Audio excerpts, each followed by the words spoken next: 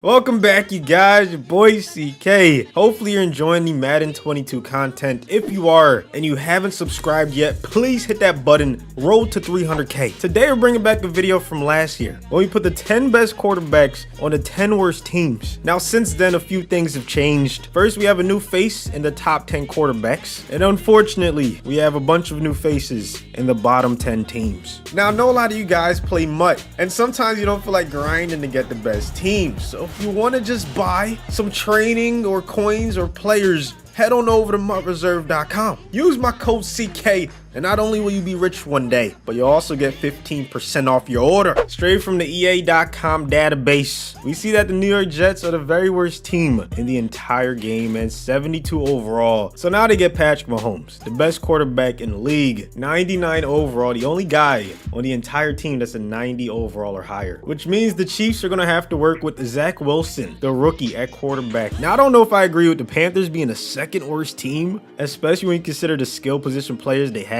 I mean, that's a little too low of an overall in my opinion. But on the bright side, they get Tom Brady to pair with McCaffrey, and he's going to be throwing to Anderson, DJ Moore, David Moore, and now Sam Darnold is going to be leading the way for the Tampa Bay Buccaneers. Now the Lions did lose a lot of talent, especially on the offensive side of the field, so this rating kind of makes sense. But now this season they get to see Aaron Rodgers more than just 2 times, because he'll be suiting up for them for all 17 games. The 96 overall is going to be leading the way with Swift at the running back position. He's going to be throwing to Tyrell and Perriman. Remember, they lost Marvin Jones and Kenny Galladay, so Rodgers might be going to Hawkinson a lot. Packers get a nice starter in Jared Goff back on their team. They might not miss a step, so we'll see how that ends up working out for them. The 4th worst team in the NFL, according to Madden, is the Jacksonville Jaguars at a 75 overall. So now they have Russell Wilson, 94 overall, as their QB number 1. And I really love the moves the Jaguars made in the offseason, like Carlos Hyde, ETN.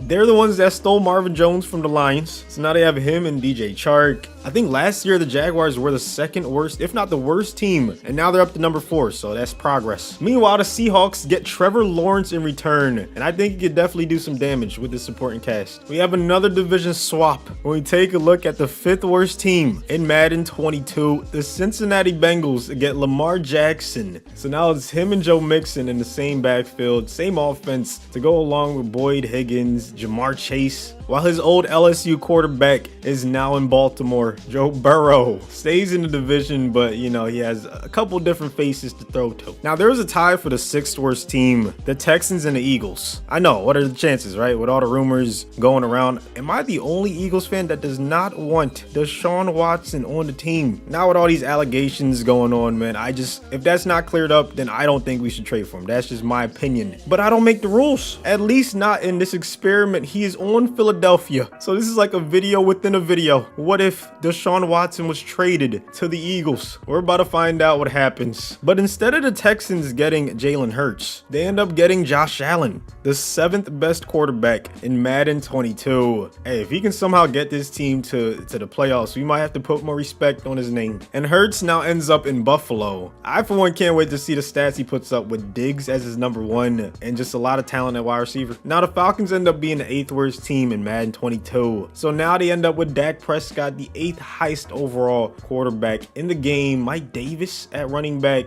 Remember, they lost Julio Jones, but we're going to get to see the Prescott to Pitts connection. The Vikings end up as the 9th worst team in the league, so they get the 9th best quarterback, Ryan Tannehill from the Titans. Very, very solid quarterback. You have Dalvin, of course, at running back. 2 superstar wide receivers. That's a very solid supporting cast, and the Titans could still make some noise. They have Kirk Cousins, who was just outside the top 10. You already know their supporting cast is absolutely disgusting with Henry, Julio, AJ Brown, and then finally the G-Men were the 10th worst team in Madden 22. They end up getting Matty Ice from the Falcons, and this might be the scariest one so far, because honestly the only question mark on the entire Giants offense has to be the quarterback position. If Daniel Jones ends up being a lot better than we think, this team could go really far, man. They have just so much talent on offense, and you may wonder where Danny Dimes ended up in Dallas. So a good chunk of our teams ended up making it. The Jets, led by Mahomes, end up as the 3 seed. The Vikings, Jags, led by Tannehill, end up as the 1 seed. The second worst team in Madden 22, the Panthers, end up as the 2 seed, led by Tom Brady. They're playing the 6th worst team, the Eagles, who are led by Deshaun Watson, so they end up making the playoffs with him. The Lions make it with Aaron Rodgers as the 6th seed. Even the Giants, the 10th worst team, with Matty Ice, end up winning their division. Here's a quick look at the standings. The Vikings end up as the best record in the entire NFL. Tannehill must have went crazy. We're going to take a look at the stats in a little bit. The Jags with Russell Wilson were right there. They had the same record as a bunch of playoff teams, so he still did his job. The Bengals were just 1 game away from the playoffs with Lamar Jackson. The Texans were only 1 game out of the playoffs with Josh Allen, so he almost worked a miracle. The Falcons with Dak Prescott end up the worst team in the league, and you can see a bunch of the top 10 quarterbacks teams are at the bottom of the rankings as well, just showing how much they mean to their team. Mahomes didn't have the best season by standards, but it was good enough to get his team to the playoffs. That's really all that matters. Corey Davis was his favorite target. You could have guessed that Brady with an elite running back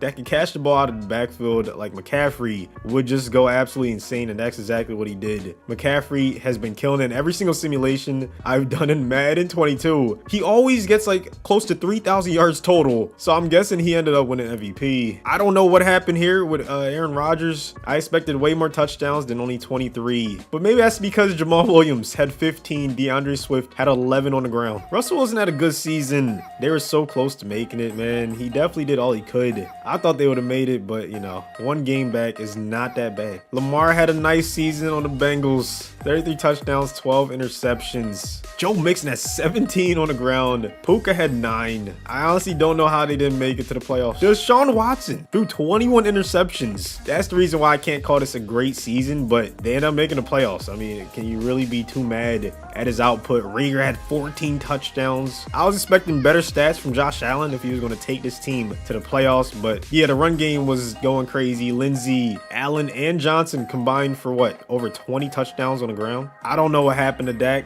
24 touchdowns, 20 interceptions. Ryan Tannehill had a 39-3 touchdown to interception ratio. Now, granted, he didn't throw for that many yards. I'm trying to figure out how he threw for 39 touchdowns when Dalvin and Madison both rushed for more than 14 apiece. They had to be one of the best offenses in the NFL. And then finally, Matty Ice on the G-Men had a pretty damn good season. So does Saquon in the running game. Corey Clement with 14 touchdowns on the ground. But yeah, so many weapons. I was not surprised to see them make the playoffs. Dalvin Cook ends up winning MVP. That's crazy. Nick Chubb is right behind him. McCaffrey ends up number 3. Burrow and the Ravens ends up in the top 10. Tanny, the only quarterback in our experiment to end up in the top 10. Shout out to Sam Darnold, who ended up going to his first Super Bowl in his career by beating Deshaun Watson in Philadelphia. Man, he's been flawless. So now he's gonna end up playing against Baker and the Cleveland Browns, who have pretty much been untouched. We have a good one in the Super Bowl, 1 possession game, but the Browns are looking to add to their lead. I mean, their roster is just OP as hell. I mean, if you want to be technical, they have the 5th best roster according to Madden 22, but we'll just have to agree to disagree. Maybe it's just me, man. Top to bottom, I think they have like no weaknesses. And the running back core, I mean, you see it right there. Chubb just literally stiff-armed Levante to the shadow realm. But back to the topic of the video, man. I was shocked at some of the carry jobs that we saw, like Mahomes taking the Jets to the playoffs and actually getting a high seed was just crazy. Of course, Brady, Rodgers was able to do it. Wilson had a great season. It wasn't his fault. I'm not putting the blame on him. I'm sorry. And then I guess you can argue that, you know, Watson getting traded to the Eagles would, you know, benefit them. Obviously, we know it would. In terms of just on the field, but off the field, you know, that counts too. I was also shocked that Dak didn't do so hot on the Falcons. And that's putting it nicely. They were 3-14. Hey, I don't think it was his fault, though. I think, you know, just a lack of elite talent besides maybe Ridley on that offense. You know, maybe Kyle Pitts, but it's way too early to call him elite. Probably has something to do with it as the Buccaneers end up going for it on 4th down. They don't get it. And now the Browns are pretty much in the driver's seat. They win the Super Bowl in so many simulations. It's not even funny. But yeah, man, all in all, 5 of our 6 NFC teams ended up getting some of the 10 best quarterbacks, ended up making it to the playoffs. Meanwhile, only one of our 4 AFC teams that got some of the 10 best quarterbacks ended up making it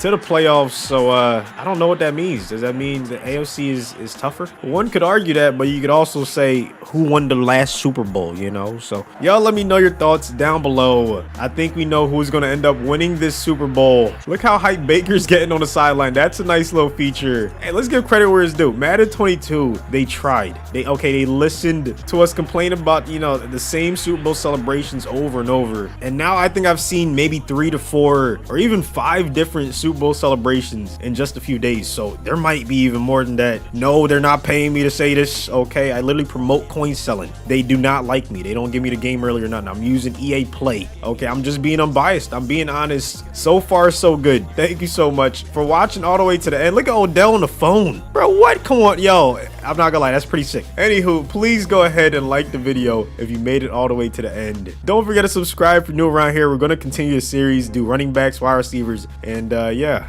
until next time.